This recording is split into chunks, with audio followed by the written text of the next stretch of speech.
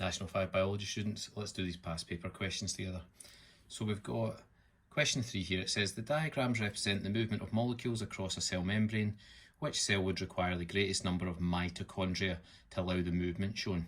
Okay, so we need to match up a couple of bits of knowledge here. The first one is that the mitochondria is the site of aerobic respiration, so it produces large numbers of ATP. So basically it's saying which one would require the greatest number of mitochondria, so which of these would require the greatest amount of ATP. Now we know from the movement of molecules that the transport mechanism that needs the most ATP is active transport, which goes from a low to a higher concentration. Okay, it goes to a lower to a higher concentration. So we're looking for a cell where the molecules are moving from a lower to a higher concentration. So let's have a look at the examples. We've got A here, where we've got 5 molecules outside the cell and 5 inside. So that one's not going to have any net movement. We've got B, where we've got 7 molecules outside and 3 inside. So that's moving from a higher concentration to a lower. That's going to be normal diffusion. C, we've got 3 outside and we've got 7 inside.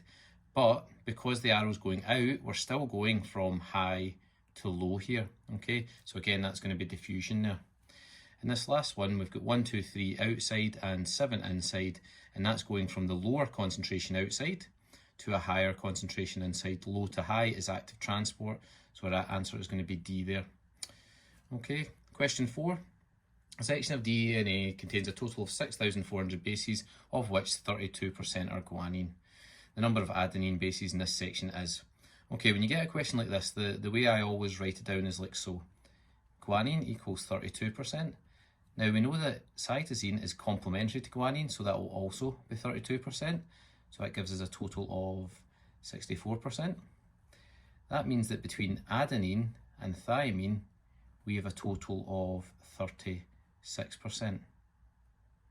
Okay, because we need to make up to 100%, and then we have to divide that by both of them by 2, so it's going to be 18% each. Okay, now that we know 18% for adenine, okay, we want the number of adenine bases. We know it's going to be 18% of 6,400. Okay, so we can do 6,400 divided by 100 times by 18, and when we do that, we're going to get 1152.